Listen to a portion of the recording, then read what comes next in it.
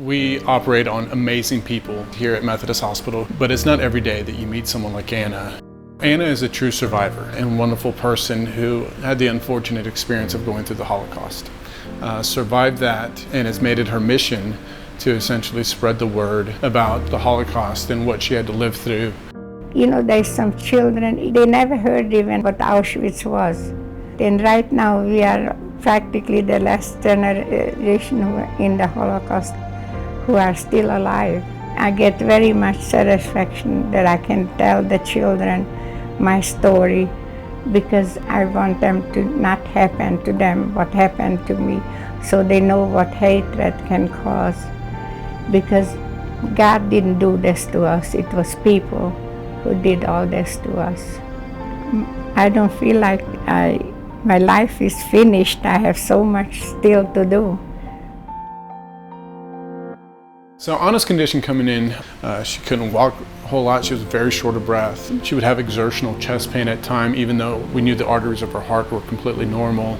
A lot of people Anna's age tend to put off as, oh, I'm just getting older. But really, there is a mechanical problem that's going on that can be fixed.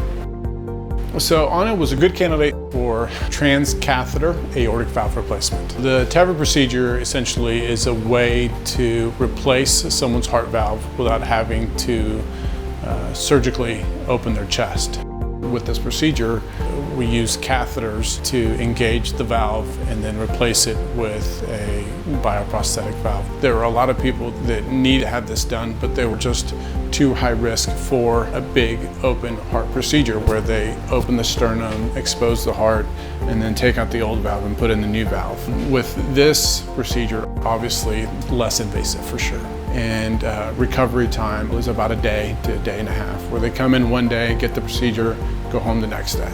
So Anna's surgery went as we would expect. From the time that she awoke from her anesthesia, she pretty much had significant relief. She could breathe better. Her family stated that her color looked better, and she ultimately did very well. There, look. They with love. After her procedure, her community really rallied behind her and were able to express their gratitude with letters and cards and posters. Anna's story is obviously amazing because of all the extra things that she does, and makes us all within the team feel very special that we were able to extend her life.